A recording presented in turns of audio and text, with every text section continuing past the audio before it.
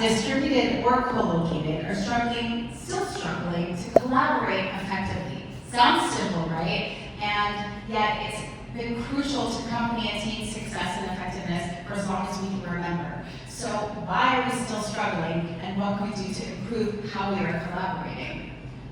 Well, first, let me introduce myself. Hi, I'm Aimee, and in no particular order, I am a hobbyist DJ, a mom of 2 under 5, an L&D practitioner working at a company called Renaissance Reading, and also a mentor to other L&D professionals because I love to really help folks grow.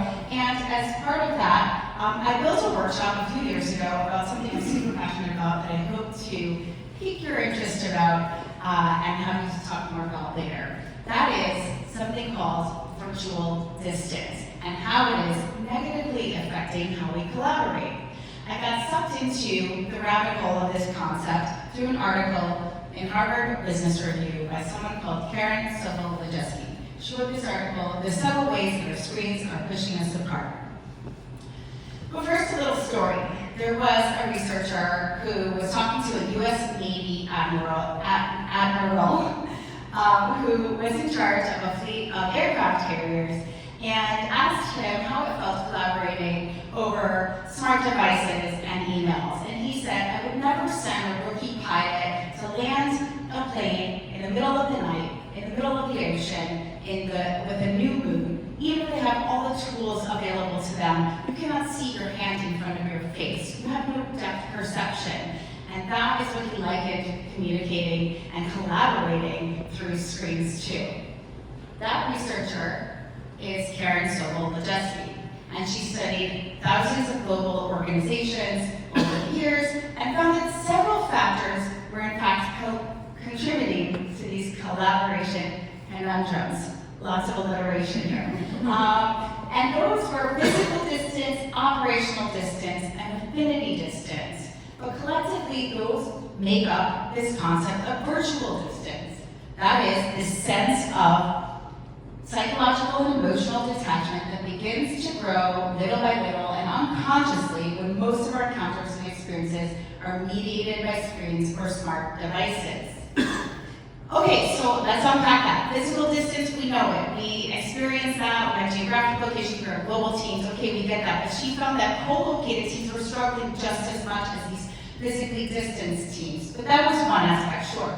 Operational distance, we are lacking shared context. We are moving so quickly that we don't have the shared goals, or we're not aware of them. We don't operate with the same sort of shared understanding of being in the same boat together.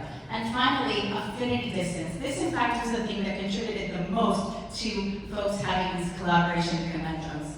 So what do we mean by that? Affinity distance is not taking the time to really know who we're working with, who we're collaborating with, what makes them tick, why do they do the work that they do, what's important to them about that work.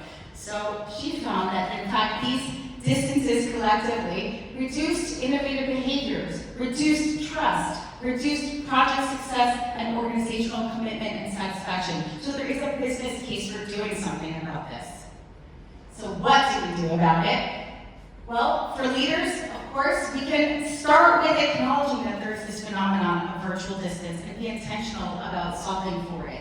We can restore shared context by acknowledging different experiences throughout the organization and making that known and something that we are striving towards solving for, reiterating our shared goals, making time intentionally to celebrate and showcase contributions so that we can increase that sense of connectedness, and develop something called techno-dexterity, which is being intentional about which channels you're using to communicate and when. For individuals, again, the word intentionality, this is my keyword. Somebody here in the audience has been a part of my workshops before about this, and it's all about being intentional with our interactions, proactively building trust and communicating with clarity. So if there's no need to respond right away, you can let them know that. No need to respond. So just to recap, greater virtual distance can really lead to less effective collaboration. But there are things that we can do. It really boils down to being more intentional with how we design our interactions, really getting to know what makes everybody that we're working with, interested in the work that we're doing, and finally, be more intentional with how we communicate, celebrate, and relate. Thanks so much.